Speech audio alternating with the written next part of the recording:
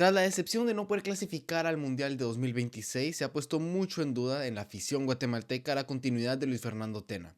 Hoy en este video voy a analizar y dar mi opinión de lo que creo sobre este tema, si debe o no debe continuar el técnico mexicano. Sin más rodeos, dijo el vaquero, comenzamos.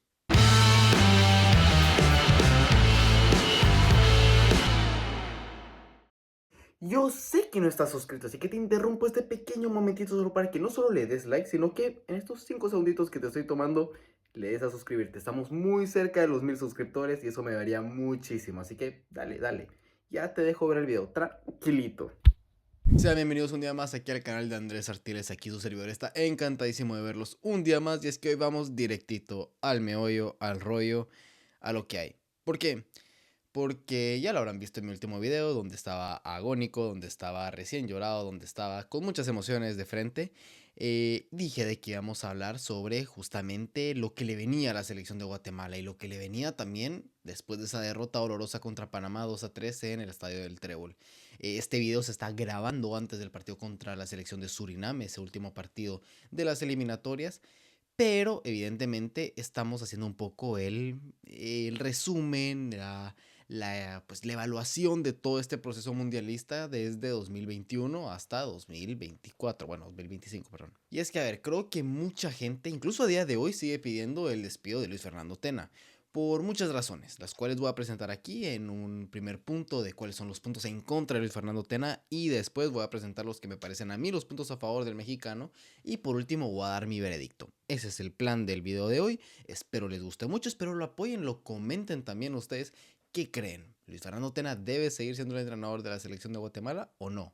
Y si sí o si no, ¿por qué? Argumentémoslo, hablemoslo como señores, pero sobre todo hablemos de fútbol, porque es de lo que más me gusta hablar aquí. Ahora, un tema que no es de fútbol y que es uno de los puntos favoritos de los detractores o de los haters de Luis Fernando Tena, y es su salario. Es público su salario de que, bueno, que son más de 337,000 quetzales al mes, lo cual dejaría un salario anual de 4 millones, de más de 4 millones y medio de quetzales al año. A ver, es mucho dinero. Es mucho dinero, son medio millón de euros, es lo que puede llegar a cobrar un entrenador de primera división en las 5 grandes ligas. Evidentemente no de gran nivel, pero de nivel descenso seguramente. Lo cual, pues evidentemente, eleva las expectativas de lo que debería de hacer y lo que se le debería de pedir a Luis Fernando Tena en esta selección de Guatemala. Ahora, otro punto que usan mucho de sus, como digo, de sus haters, de la gente que lo quiere fuera, y es el tema de los datos de esta eliminatoria, sobre todo los datos de local. Que a ver, mucha gente saca a pecho, saca a luz el que es el primer entrenador desde 1958 que ha perdido 2 partidos seguidos en eliminatorias mundialistas. Y a ver, sí, pero a ver, aquí se intenta usar el dato mata relato, pero también el relato mata dato. ¿Por qué? Porque evidentemente algo que no se toma en cuenta en este dato es que primero, nunca se haya llegado hasta tan lejos en una eliminatoria, quitándole a 2006, que por cierto, hay un video sobre esa historia de la eliminatoria de Guatemala en el 2006, que lo pueden pasar a ver en el canal. Y dos, no se habla de la evolución y el nivel de los contrincantes que había. Hace 70 años, con todo el respeto a toda la región, no habían más de 4 rivales a la altura o de mayor nivel de Guatemala. Sobre todo de que Guatemala a mediados del siglo pasado era un país con relativa importancia en la región. Actualmente, dejemos ya los países del Caribe. Panamá se ha desarrollado muchísimo, Costa Rica ya ni se diga, Honduras siempre ha estado al tú por tú e históricamente es mejor que Guatemala, y El Salvador lo mismo, siempre ha estado al tú por tú, aunque históricamente es un poco inferior a Guatemala. Y ahora ya trayendo sobre la mesa de regreso a los caribeños, a ver todos estos países que en su momento eran países que tal vez podían complicar una eliminatoria, ahora tienen planteles con la mayoría de futbolistas jugando en las principales ligas europeas. Entonces sí, está muy bien el decir, uy, Luis Fernando Tena es el único que ha perdido esos 2 partidos. Pero también les quiero hacer una pregunta. ¿Con qué entrenador se hubiera ganado? Diga, y hablemos claros, o sea, de verdad, hablemos claros con seriedad, porque el que me venga a decir aquí que hay que traer a Marini Villatoro, que hay que traer a Willy Coito, que hay que traer a X o a Y, que el que si esto hubiera estado no se hubieran perdido, discúlpenme señoras y señores, pero se hubieran perdido. honestamente, si hubieran perdido. ¿Por qué? Porque hubo muchas circunstancias que ya tocaremos más tarde y que me llevan a mi segundo punto de este gran punto que es la autocrítica. ¿Por qué? Porque así como creo que Luis Fernando Tena le ha faltado autocrítica y sobre todo verse al espejo y darse cuenta de que muchas veces las decisiones que él ha tomado han sido las incorrectas. Y podemos ir desde lo más básico, o de lo que está en la raíz, que es por ejemplo el no llamar a ciertos futbolistas que pudieron haber ayudado. A ver, gracias a Dios tuvimos al Caballo Morales en ese lateral izquierdo, pero recordemos que hace 2 años dependíamos de lo que hiciera Ardón.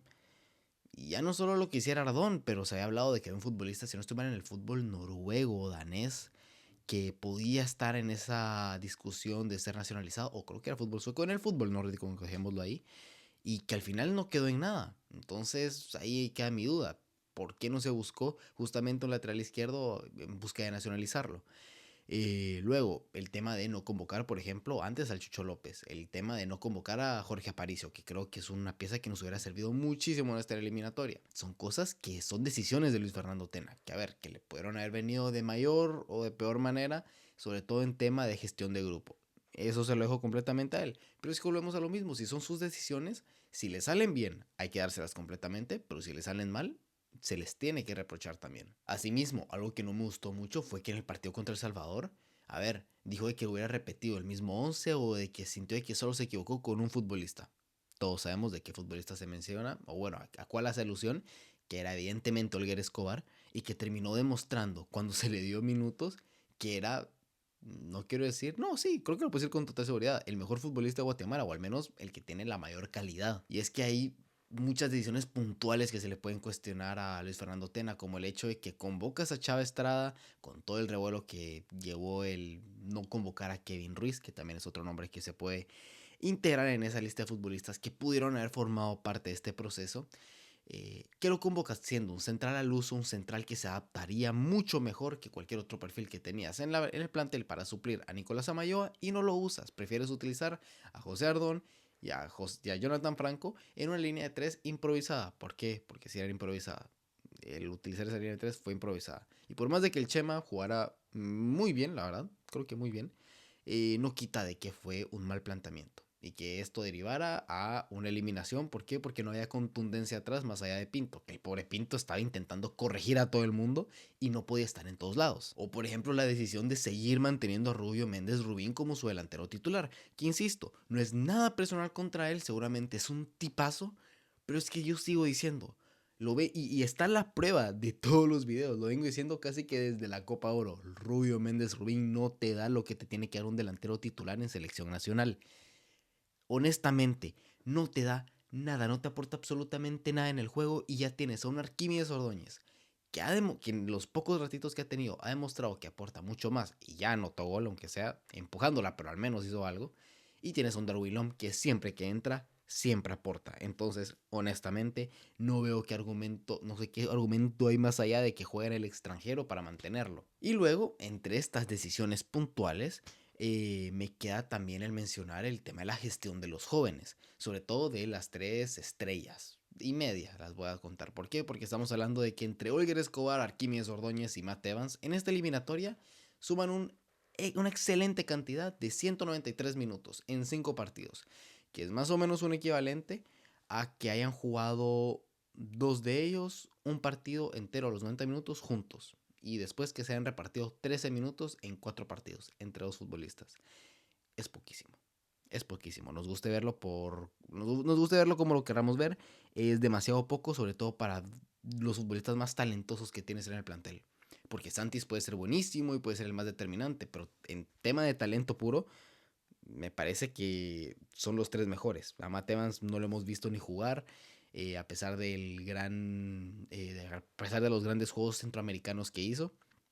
Arquímedes Ordóñez, pues, y junto a Olger tuvieron su oportunidad de en extremis en este último partido y demostraron que fueron la solución para intentar remontar el partido.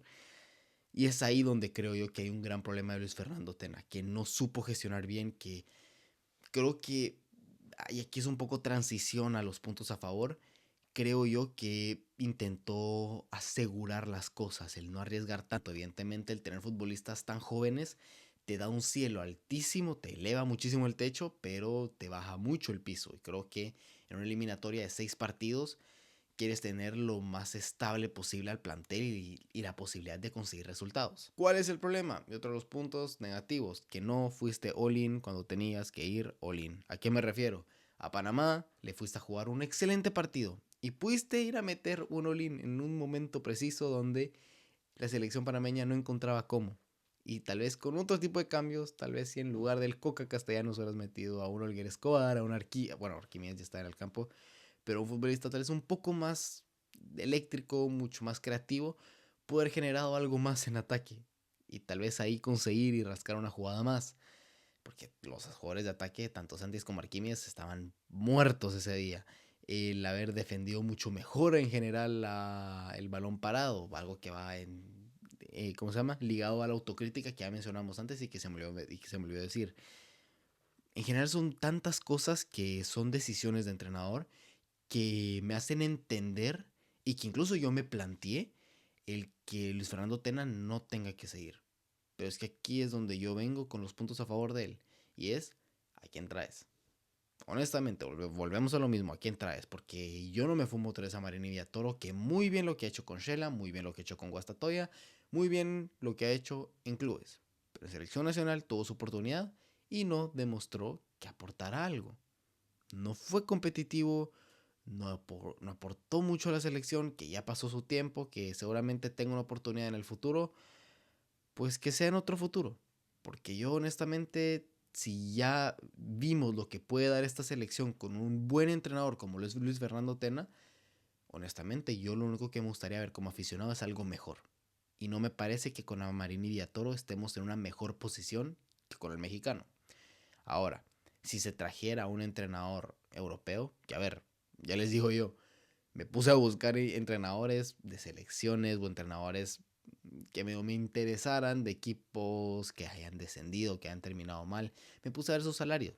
Si les molesta el salario de Luis Fernando Tena, es que ni siquiera busquen en los de estos entrenadores. O sea, Christiansen, que ni siquiera ha llevado a Panamá a un mundial aún, gana más que Luis Fernando Tena, para que pongamos en perspectiva. Y creo que él venía del fútbol noruego o danés, una cosa así. Entonces, sí, insisto, para que mantengamos la dimensión de que no es tan fácil como en el FIFA de venir, ajusto un poquito el presupuesto aquí, le quito esto allá y bueno, démosle, traigámoslo. No, no funciona así. Y nacionalmente, nos guste o no, no tenemos entrenadores capacitados al más alto nivel o lo más cercano a la élite posible en el fútbol. Es algo que ha fallado en el desarrollo del fútbol guatemalteco. Y luego, otro tema que me gustaría tocar es el tema de los procesos, porque creo que es el principal argumento a favor de Luis Fernando Tena. Y es que, a ver, Guatemala nunca estuvo tan cerca como ahora de llegar al Mundial. Y eso que fue en un proceso mundialista. O sea, estamos hablando de que en 4 años Luis Fernando Tena consiguió cosas que muchos entrenadores no pudieron conseguir en toda la historia de Guatemala. En serio. Ahora, evidentemente si se le da más tiempo a Luis Fernando Tena, se le va a exigir, ahora creo yo que sí, el como mínimo entrar a repechaje internacional del siguiente mundial. Como mínimo. Eso lo tengo clarísimo. ¿Por qué? Porque, insisto, si con una plantilla llena de futbolistas de Liga Nacional, con menos tiempo del que contaría, hipotéticamente, lograste esto, ok, hiciste errores, tuviste mala suerte, por X o Y razón se te suspendió tu defensa central y en el partido crucial lo perdiste, ok, son cosas que se pueden aprender y se pueden justamente gestionar de mejor manera. Ahora va a haber mucha más presión encima de Guatemala. Y ya lo he dicho en los otros videos, Guatemala con presión, no sé qué también se maneja. Pero en fin, como lo decía, el proceso de Luis Fernando Tena creo yo que debería continuar. Yo creo que ya voy a mezclar un poco el punto a favor con mi veredicto porque van mucho de la mano. Y es que ya no solo quién traes o quién puedes traer por el mismo salario o por menos, pero es que en general el fútbol nos ha enseñado de que muchas veces sí se tiene que pasar por este tipo de procesos para realmente tener éxito. Veamos el caso, vamos a ir de lo más popular a tal vez un poco lo más bajo.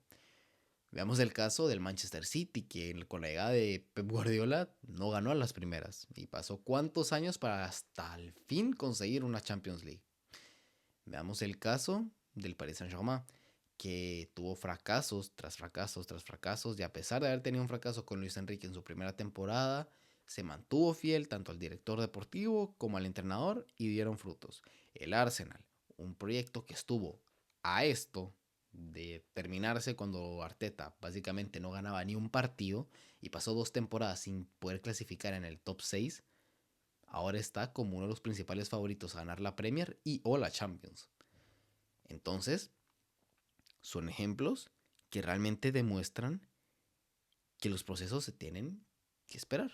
A ver, también agarré los 3 ejemplos que me vinieron a la mente del fútbol más popular o el fútbol europeo de clubes donde se entrena todos los días. Ok, yo sé que eso es completamente distinto, pero recordemos, por ejemplo, cómo llega Scaloni a Argentina. Scaloni, es cierto de que también tiene mucha mejor materia prima y que, te insisto, no son los mejores ejemplos, pero son procesos. Y yo creo que el problema ya no solo del fútbol centroamericano, del fútbol americano, del fútbol de selecciones, sino el fútbol mundial es que muchas veces no se respeta, de que a la mínima que las cosas salen mal, uno quiere la novedad, uno tiene la mano caliente y quiere, mire, cambiarlo rápido, para que en ese cambio los jugadores reaccionen y se pueda hacer mucho más fácil el cambio y haya un ejercicio de inercia. Yo creo que este grupo y sobre todo la afición que después del partido contra Panamá se está viendo que se está apoyando en un partido intrascendente para nosotros, nos guste o no, es intrascendente.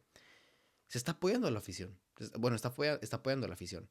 Y yo creo que en ese sentido me gusta y tengo fe en que hay un apoyo por parte de la afición que está haciendo autocrítica y yo creo que va a ser mucho más autocrítica ahora en este segundo proceso hipotético de Luis Fernando Tena y que de manera consecuente la selección guatemalteca tenga algo, ¿cómo decirlo? Un motivo por el cual dar el 200% posible, el realmente estar concentrado los 90 minutos, ok, está esta postal que nos va a perseguir y que la única manera de quitárnosla de encima, de quitarnos esta mancha que tenemos, es cumpliendo ese sueño.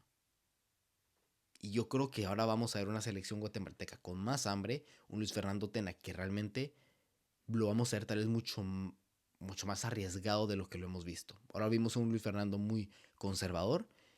A mí me gustaría que él siga por un tema de proceso, siempre y cuando sea autocrítico, aprende sus decisiones puntuales que no le funcionaron, maneje de buena manera a los jóvenes, pero sobre todo que sepa muy bien que ahora ya no va a jugar con dinero de la casa, que ahora tiene que, bueno, que tiene que ir all-in básicamente, que tiene que arriesgarlo todo, porque es en serio o todo o nada, porque yo creo que es la última oportunidad para esta generación para poder ir al mundial. Jugadores como José Pinto creo que no van a llegar a ese mundial o al menos llegarían con muchísima edad. Jugadores como Caballo Morales, como Santis llegarían lo mismo, muy veteranos, por lo cual, insisto, creo que ahora estamos viendo un pequeño auge del fútbol guatemalteco y que ahora es el punto clave para para poner todas las cartas en juego, toda la carne en el asador, para que en 2030 realmente se pueda ir al mundial. Yo confío, por eso mi veredicto es que Luis Fernando Tena se quede. Pero como lo digo, ustedes díganme en comentarios qué piensan, qué creen, si ustedes lo mantendrían o no.